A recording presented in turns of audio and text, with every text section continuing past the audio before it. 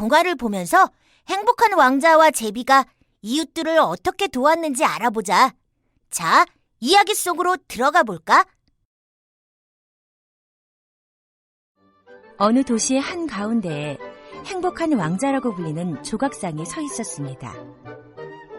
행복한 왕자는 황금으로 온몸을 둘러싼 채 붉은 루비가 박힌 칼을 쥐고 푸른 사파이어로 된 눈으로 도시를 내려다보고 있었지요. 찬바람이 부는 어느 날이었습니다. 조그마한 제비 한 마리가 도시에 날아들었습니다. 날이 어두워지고 있군. 오늘 밤은 어디서 머무르면 좋을까?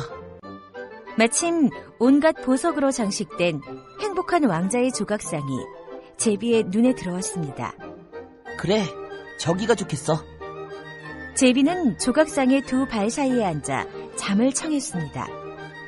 그런데 갑자기 제비의 머리 위로 차가운 물방울이 뚝뚝 떨어졌습니다.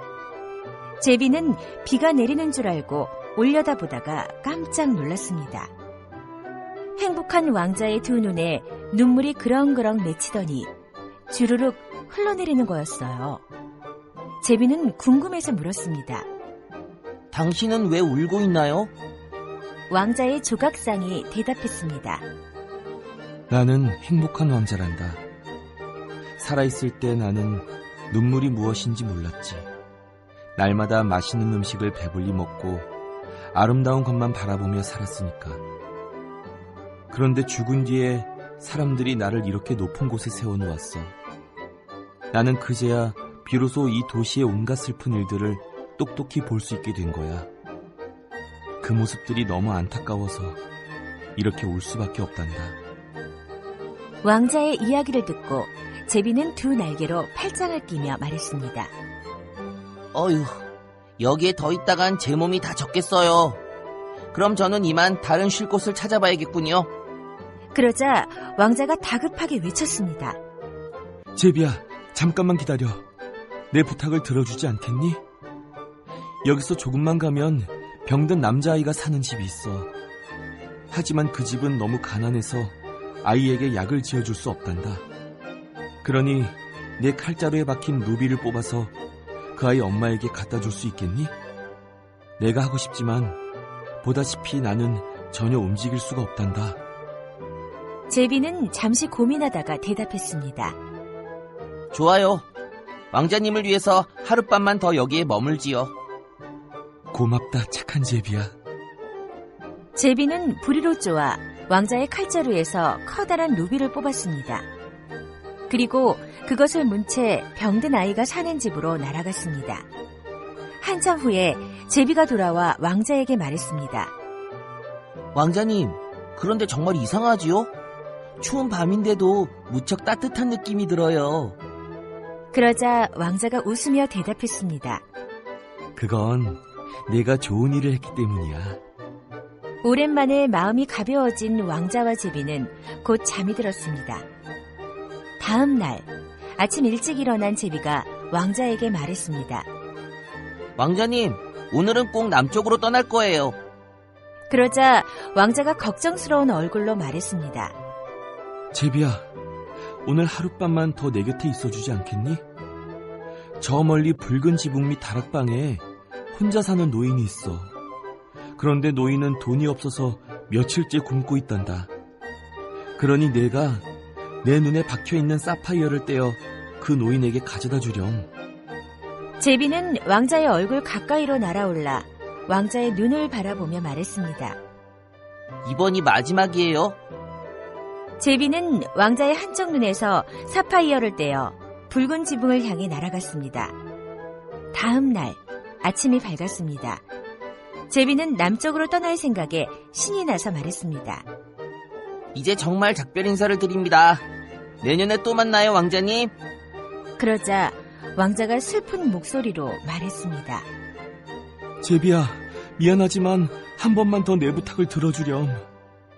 안 돼요. 지금 떠나지 않으면 저는 얼어 죽고 말 거예요.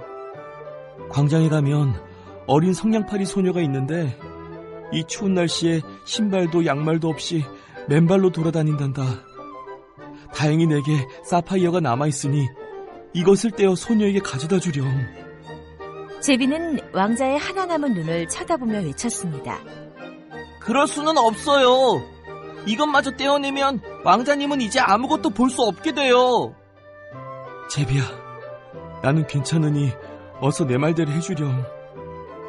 제비는 하는 수 없이 하나 남은 왕자의 눈을 떼어 성냥팔이 소녀에게 가져다주고 돌아왔습니다. 그토록 화려했던 왕자는 이제 눈도 없고 보석도 없는 초라한 모습이 되었습니다.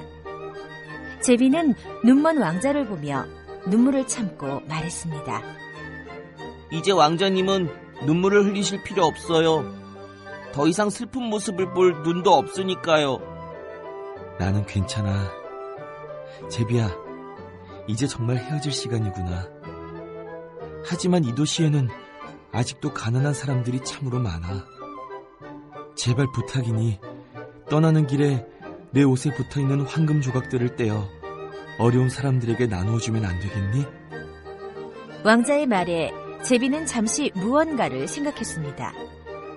그러고는 아무 말 없이 왕자의 몸에 남아있는 황금 조각들을 떼어 물고 날아갔습니다.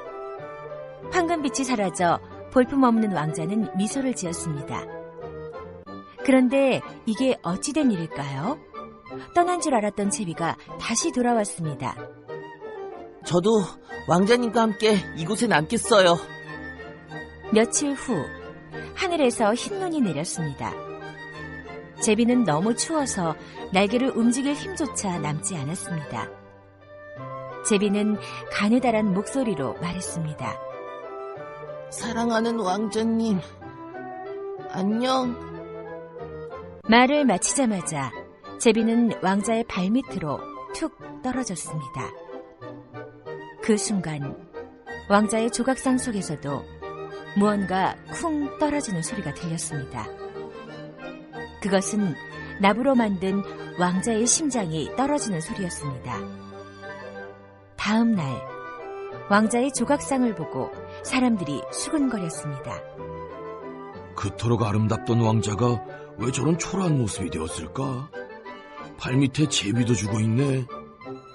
사람들은 이렇게 말하며 왕자의 조각상을 용광로 속에 넣었습니다. 왕자의 몸은 모두 녹았지만 녹지 않은 것이 있었습니다.